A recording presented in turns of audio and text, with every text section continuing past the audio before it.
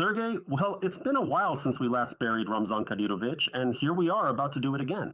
Today there was news that, of course, seems like a fake, but we want to believe it so much that we almost want to believe even this fake. Although, to be fair, the way it's been presented does make you stop and think. Maybe it has already happened. In particular, he was the first. This was reported by the Telegram channel Applaud Ishkeria. I'll just quote it. Ramzan, bitte. At 9:03 on January 21st in Grozny, the head of Chechnya passed away. Our source reports that kidney failure ultimately led to cardiac arrest, although a kidney transplant operation had been scheduled for the next day. He was very eager to see his son after the car accident. Well, he was so eager, apparently, that he just burst. But in fact, their meeting never happened. No one will tell you about this anytime soon. An order has already been given to keep silent until the green light is given, to release the information to the public. They're deciding who will be the next head of Chechnya. It seems the Kadyrov family has no intention of giving up power. But we'll tell you more about that later. What do you think? Is this just another fake, or does it actually seem true? You know, for now, I am very skeptical about this information. Very skeptical.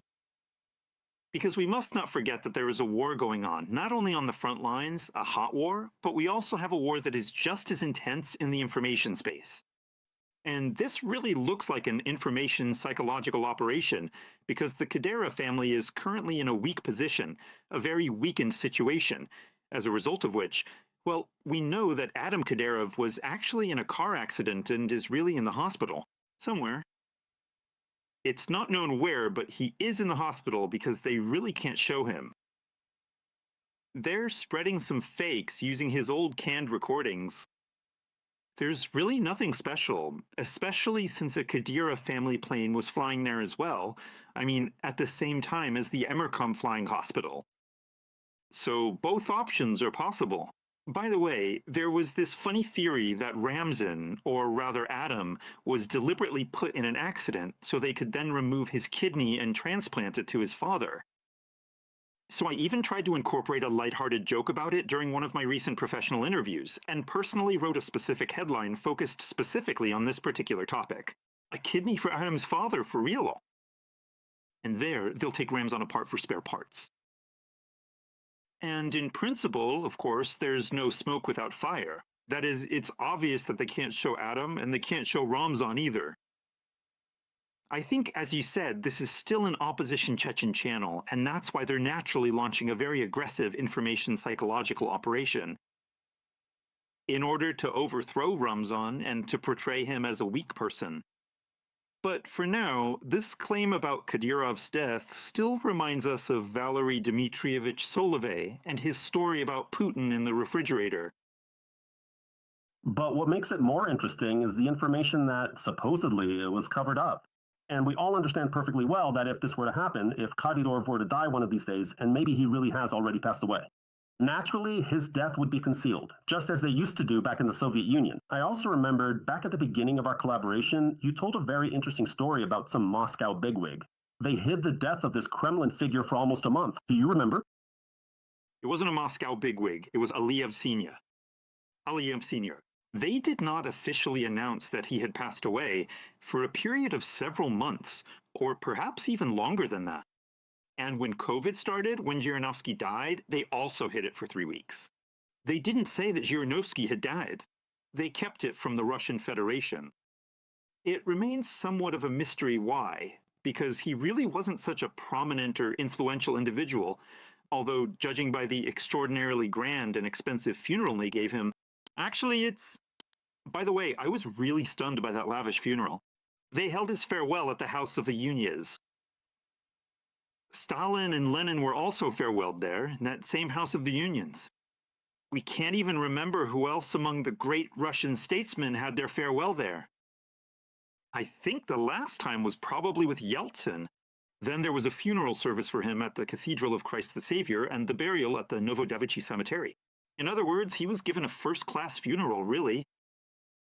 Because formally, of course, he was the deputy chairman of the State Duma. So, in principle, by his position, he qualified for this.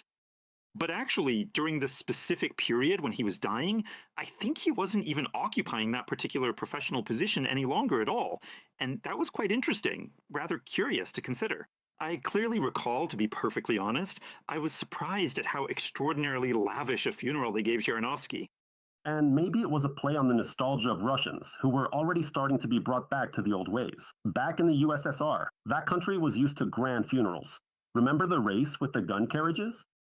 It wasn't that long ago, it's not yet forgotten. Maybe they did it for that reason, for propaganda purposes. As an option, it's actually quite effective. Alright, whether Ramzan is dead or not, as they say in Odessa, dead is dead, as long as he's healthy. You can't deny the fact that he looks extremely unwell. Recently, when I came across the fact that he's 49 years old, I'd already forgotten. I was shocked because for 49, the man looks like a complete wreck. What do you think? Did he do this to himself? Did he bring himself to this fate? Or are there any traces of Novichok, for example, or Polonia? There are a lot of things, I mean, objectively speaking. Here, I absolutely agree with you. I've said the same thing myself. I had an interview where I actually compared him to Trump, who's 79. And look, they look about the same age. But Kadyrov, in fact, isn't even 50 yet. So in reality, he's a very young man. But even I, as I told someone, look at me, I'm not even 65 yet. I'm 64 years old. So I'm 15 years older. 15 years older than Kadyrov. But he looks like an old man who's 25 years older than me, with his beard and all that. He can barely walk, as we've discussed with you before. The latest videos that were shown, by the way, they weren't even full videos, just video fragments. We, as people who work in television, even have a term for this, microfragment, because it's literally just a second-long appearance. And not once in the past few months have we been shown a single video where he walks, where you can just watch him for a few minutes as he moves. Because his gait is absolutely that of an old man, an 80-year-old. He can barely move his legs, so that's clear. And mostly they show him where they claim he's walking for a couple of seconds or a second, and then he's already sitting, right? Well, at least for now, he can still sit, at least on these video cameras. So in reality, of course, there are real health problems.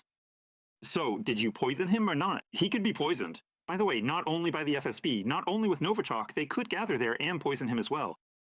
Because it's a small republic, and he's not the only one. The entire republic hates him, actually, except for his own clan. Because it's a clan-based tribal system there. And that's why the clan in power takes all the money for itself. Absolutely all of it, 100% of the money. And gives practically nothing to everyone else. That's why all the other clans hate him. But if another clan comes to power, they'll do exactly the same thing. There is a distinct possibility that, you see, it somehow mysteriously transpired that both Kadyrovs entirely disappeared from our field of vision right after they publicly mocked Zelensky. And then they said that well, Zelensky mocked Kadyrov, saying that Donald Trump should have treated Kadyrov like Maduro. And so the elder Kadyrov lashed out in response. Well, how did he respond? A post on his Telegram channel. We don't really know if it was actually him or not, but at least it was written in a way that seemed like Ramzan. At least it matched his style.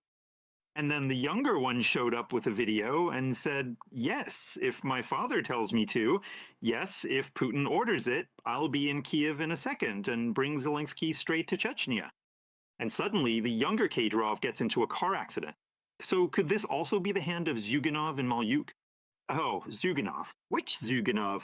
Budanov and Malyuk. It could be Budanov's swan song before he leaves his post. Is that what you're getting at? But I don't think the Ukrainian special services have arms that long yet. Although, of course, anything is possible. Rather, you and I both understand perfectly well that the go-ahead for these special operations, possible poisoning, and the actual car accident was most likely probably given by Putin. And here's another good question that comes up.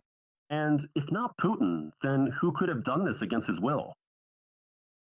No, I actually don't suspect Putin at all. Because Kadyrov suits Putin, and Kadyrov has an agreement specifically with Putin. That's why Kadyrov will remain in power physically as long as he can, and as long as Putin is in power. And that's why I don't think Putin would have done anything here. It's not in his interest to remove Kadyrov.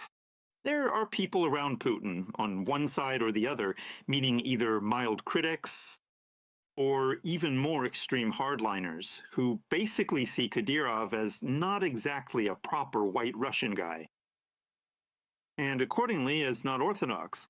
And that is exactly why various influential figures like Dugin and Malafiev might view him as someone who systematically extracts up to $5 billion a year from the Russian people, as a result of the tribute that Putin pays to Chechnya from the state budget, as a result of the Russian Federation's defeat in the Chechen War.